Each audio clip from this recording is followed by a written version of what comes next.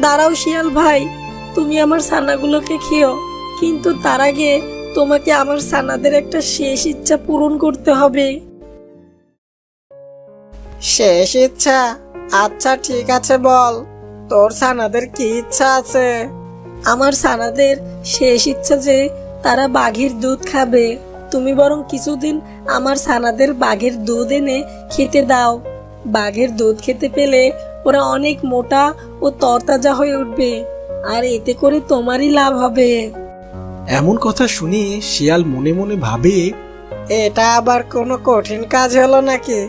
বাঘের সাথে তো আমার ভালো সম্পর্ক আছে, বাঘকে গিয়ে একটু বুঝিয়ে বললেই সে আমাকে দুধ দেবে। কি ভাবছো শিয়াল ভাই, তুমি আমার ছানাদের শেষ ইচ্ছে পূরণ করবে তো? ঠিক আছে ঠিক আছে, আমি তোর ছানাদের শেষ ইচ্ছা পূরণ করব।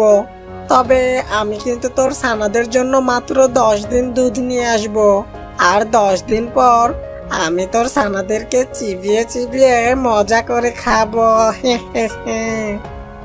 এমনটি বলে শিয়াল বাঘের বাড়িতে যাওয়ার উদ্দেশ্যে রওনা দেয়। আর তখন ছাগলের একটি ছানা বলে, মা, তোমার মাথায় কত বুদ্ধি! তুমি বুদ্ধি করে শিয়ালকে বোকা বানিয়ে তাড়িয়ে দিলে। কিন্তু মা, সত্যি কি 10 দিন পর আমাদের শিয়ালের পিঠে যেতে হবে? তোমাদের বলেছি না, আমি থাকতে তোমাদের কোনো চিন্তা নেই। বাকি খেলাটা তো ওই 10 দিন পরেই দেখতে পারবে। এখন চলো আমরা বাড়িতে ফিরে যাই। এমনটি বলে তারা তিনজনে বাড়িতে যাওয়ার উদ্দেশ্যে রওনা হয়। ওদিকে শিয়ালটি বাঘের কাছে গিয়ে সব কথা খুলে বলে, আর মা ছাগলটির বিনিময়ে বাঘটি দুধ দিতে রাজি হয়। তাহলে এই কথাই রইল, সময় মতো আমি যেন ছাগলটি পাই। আরে এসব নিয়ে তুমি চিন্তা করো না, আমি খাবো ওই ছাগলের ছানা, আর তুমি খাবে ওই ছাগল। এখন আমি যাই, কাল সকালে আমি দুধ নিতে আসবো। এই বলে শিয়াল সেখান থেকে চলে যায়। পরদিন সকালে শিয়াল বাঘের দুধ নিয়ে ছাগলের বাড়িতে আসে। এই নে, আমি তোর ছানাদের জন্য বাঘের দুধ নিয়ে এসেছি। এই দুধ তোদের ছানাদের খাইয়ে আরো স্বাস্থ্যবান বানিয়ে তোল। ঠিক আছে শিয়াল ভাই, তুমি কোনো চিন্তা করো না।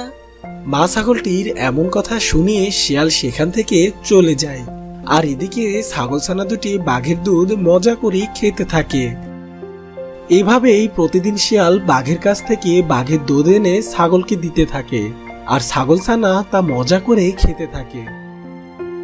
এভাবেই দেখতে দেখতে 10 দিন কেটে যায়।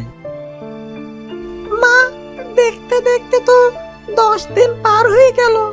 এখন কি ওই শিয়াল এসে আমাদের খেয়ে নেবে? না ছানারা, আমি থাকতে তোমাদের কোনো ক্ষতি হতে দেব না। শোনো, আমি তোমাদের একটা বুদ্ধি শিখিয়ে দিচ্ছি। এরপর ছাগলটি তার ছানাদের বুদ্ধি শিখিয়ে দেয়। এসব শুনে একটি ছানা বলে, ঠিক আছে মা, তোমার কথা আমাদের মনে থাকবে। আমরা শিয়ালকে দেখা মাত্রই তোমার শিখিয়ে দেওয়া কথা বলবো। ঠিক আছে ছানারা, এখন চলো আমরা খেতে যাই। এরপর আবারও তিনজন মিলে রওনা দেয় ঘাস খেতে যাওয়ার উদ্দেশ্যে। ওদিকে শিয়াল যায় বাঘের বাড়িতে।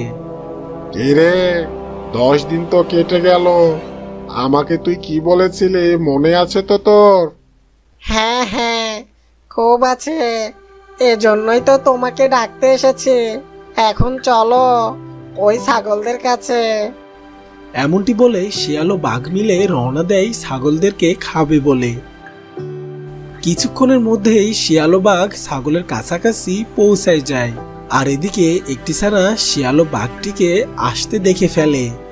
মা, মা, আমাদের খুব খিদে পেয়েছে, চলো না জঙ্গল থেকে একটা বাঘ ধরে খাই। না মা, চলো আজকে আমরা একটা শিয়াল ধরে খাই। না না মা, আজকে আমরা বাঘ খাবো। আরে তোমরা থামো, তোমরা যে দেখছি এই কয়দিন বাঘের দুধ খেতে খেতে বাঘের মতো শিয়ালের মতো মাংস খাওয়া শিখে গিয়েছো, কিন্তু এখন আমি শিয়াল বা বাঘ কোথায় পাবো তোমাদের জন্য? আশেপাশে যেসব বাঘ শিয়াল ছিল তাও তো তোমরা দুজনে খেয়ে সাবার করে দিয়েছো। এখন তো বাঘ বা শিয়াল খুঁজে পাবে না। তাই বলছি এখনকার মতো তোমরা এই ঘাস খেয়েই চালিয়ে নাও। কিরে শিয়াল, এ তুই আমাকে কাদের কাছে নিয়ে এসেছিস? এরা তো দেখছি আমার দুধ খেতে খেতে এখন আমাকেই খেতে চায়। হ্যাঁ, আমিও তো তাই ভাবছি।